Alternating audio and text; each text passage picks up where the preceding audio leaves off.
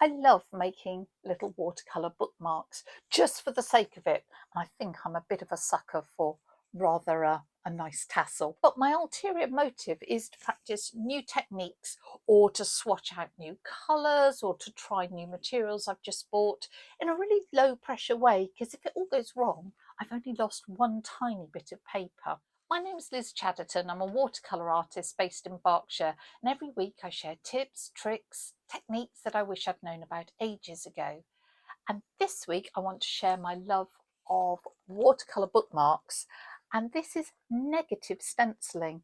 So we're going to practice different textured backgrounds and then lift colour through a stencil to get really lovely effects like this. Tape down pieces of £140 300 GSM not surface, that's cold pressed surface watercolour paper. I've taped the edges, so I'm going to get nice clean edges. I'm going to do a very loose, splishy, sploshy, totally abstract background, and then I am going to use a toothbrush, not a current one as you can see, and a stencil to lift the paint and create the pattern. I cannot show you the stencil I'm going to use because I have ordered it from Amazon and it's hopefully arriving today. So I thought if I do the backgrounds, they will be totally dry by the time they turn up. I may use this gummy old toothbrush to lift, or some magic eraser. If you don't know what magic eraser is, it's this melamine sponge and you're meant to use it for cleaning around the house. While this is a really good opportunity to use up little bits of leftover paint, it is sensible to choose colours that you anticipate will be easy to lift. So for example, French ultramarine will be easier to lift than a phthalo blue. I wouldn't get hung up on it, but if you have a choice, not a bad thing to do. Grab another gummy palette and I am just letting the colours mix on the surface, and we want to make this background as interesting as possible. This could be a good time to experiment with some of your texturing techniques, maybe to put some plastic wrap through your wash to get nice crinkle, maybe to do a little bit of splattering. Let's protect these. Let's different colour combinations so we can see which is going to be the most effective. So I've got some sort of red there,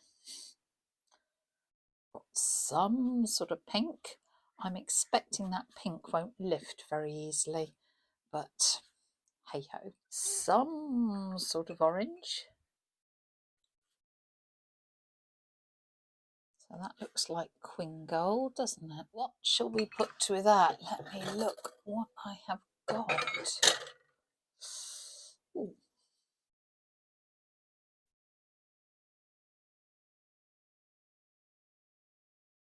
Let some of that mix. If you do not have as many dirty palettes as I've got, congratulations. But obviously you can use any colour combination, and why I love doing bookmarks is that it's just a really no pressure way of testing out different theories, different practices, different techniques, and if they all go hideously wrong, what's the worst that could happen? Well, you may have wasted a tiny bit of paper, and if it goes right, you've learnt something about that technique and you've got something pretty to give as a present to a friend. Give this a go. So with cling film, put it into a damp wash, not a sopping one, and move the cling film around till you get the pattern you want. Don't just plonk it and hope it works. Actually, you can manipulate it on the surface and you should be able to see what it's doing. You then need to leave it in place till it's totally dry. If you take it off too soon, the pattern will just disappear. If you take it off when it's damp, it will soften the pattern, and that may or may not be what you want. And now we need to let that dry, and hopefully by the time it's dry, my stencils will have arrived. This is exciting on two counts. My stencils have arrived and these are dry. So I've taken off that cling film just to make sure it's really, really dry, and it is. That was the sort of granulation, and look at the salt patterns on here. That went crazy. Couldn't have hoped for it to go better. Let me just show you these stencils. I thought they were a bargain. I've got 12 for, I think it was £5, and they're all sort of wild flowers. So, for example, that fern on that green background would be lovely. I think if some of them may be a little small, I don't know. Well, the thing is, to experiment, I lose nothing by experimenting. And that's what I want to encourage you to do. At the beginning, I suggested that we might start the lifting either with some magic eraser or an old toothbrush. So the first thing to do is to decide on your placement. Magic eraser just breaks. You put it in water, and you do need to make sure it is damp, not wet, especially with this stencil, because any water will just seep under. And then you hold the stencil very firmly in place and wipe gently across the surface. And dab away anything we've loosened. Don't actually want to damage the paper. I think this is working rather well. I was concerned that because they're quite small stencils whether I'd get through, but I think I have. Shall we have the big reveal? Oh, I'm going to overlap things and see what it looks like. If I do this a little bit more gently, we might get an interesting overlap. Let's have a look. Oh, look at that. You might not have magic eraser. You can usually get it in the supermarket, just in the cleaning aisle or hardware shops. So let's have a go and see what my toothbrush does. Again, just as before, holding it, maybe there's a bit too much water in there, holding it in place,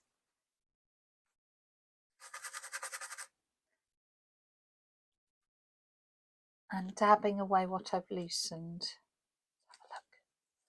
Then I thought if I flip it here to do exactly the same. Now this is a very staining colour that I used here, but it's still lifting enough to give me sufficient contrast for this to show through. So looking at this, the magic eraser seems to lift more than the toothbrush. I quite like the light and the dark sort of lifting, so you could mix those two implements to get the effect you want. Perhaps I could put that there, just do one and then flip it and do there. Shall we have a go? And take it away.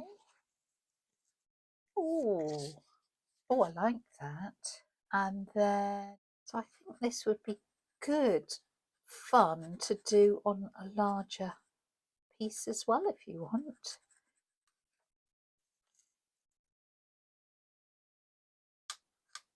If you can see some little bits, it's not the paper pilling, it's little bits of the sponge coming off.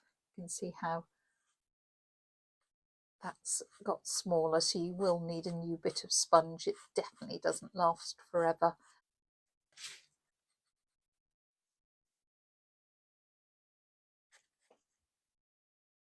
So now we need to carefully remove the tape. If it feels like it's sticking, just warm it with your hairdryer, and that slightly loosens the glue. And just go gentle, don't rip it off. There you go, there's the second one. And there we go. If you have got a little seepage under the tape, as I have there, we have a couple of options. We could use our magic eraser again. I put that as a straight edge. Ooh, hold on, and hold it very still. The alternative is that you could get a white pen or a little bit of white gouache and just touch it up. I think that's probably just enough to clean that edge. To finish them off, I've got a little corner punch that just rounds the corners off. You do not need to do this at all, but I like that. So these need protecting because if they get wet, the watercolour will run, or you're reading in the bath, it'll all end up in a soggy pile. That's not good. You can varnish them, you could laminate them, you can even get little sort of plastic wallets you can slip them in, or what I like to do is wax them. And I don't use posh fine art wax, not for bookmarks. If you want to, Dorland's wax is gorgeous and that's a fine art wax, but I use chalk paint wax. This happens to be Annie Sloan, but like there's French Chic and they're all different brands. Looking for clear and that it won't yellow with time. And all the wax is a soft paste, and you rub it once they're fully dry, which these are. You rub it into the surface. You can use a cloth, and if you want, so that you don't get it on your fingers. It should just be a thin layer, and you need to do both the front. Put a bit too much on, so look, I'm just pulling it off with my thumb because I was a bit generous there. At least we know it's going to be coated. And the back, and that will waterproof it, seal it, and it enhances the colours. We let it cure for about 1 hour. It doesn't take long because it's a very thin layer on a piece of paper. And then when it is dry to the touch, you can just use a lint-free cloth and give a little buff, and it will sort of give you a sheen, not a shine. And then I will punch a hole and find a tassel in a suitable colour. You could put a little bit of ribbon if you want, if you haven't got tassels, or just leave them plain. The watercolour will not move, and it's simply because watercolour is water soluble. There is no water in this wax, so it will not smear the watercolour. The wax, once it's cured, is hard. It's not sticky at all, and it won't melt, so don't worry that you'll leave your book in a hot car and come back with all the pages glued together. It really is a fabulous way of finishing your watercolours, and I finish proper paintings with this. Mount them on a wooden board and then seal them, and it's a beautiful way of presenting your watercolours not under glass. If you're interested in that, I'll try and remember to put a link in the description. With the wax dry, there's no secret to how you buff it. Literally, it's a cloth, maybe an old t-shirt, a lint-free cloth, and then you rub it. Do both sides. If you are going to use a little tassel, and you can buy these online for a very reasonable amount, I'll put a link in the description. It's a case of finding one you think coordinates nicely. Maybe I'll go super autumnal, or maybe count all the blue. No, we'll go autumnal. Mark where you want the hole, so I just do that by eye. You might want it actually in the sort of clear space. You might want to come onto the painted. That's up to you. Then use a hole punch Pop your tassel through, put it through the little loop, and you have a bookmark. If yours are a little cockled after all this treatment they've had, of course just weight them into a heavy book and they'll soon flatten out. There you go, 4 negatively stenciled bookmarks where we practiced different background techniques and we saw different ways of lifting the paint. If you're a fan of bookmarks, you might want to look at my other bookmark films. There's a line and wash landscape, these ones where you can practice your masking fluid, these ones using stencils again but to create texture, and then these little florals, which is a really lovely wet in wet technique.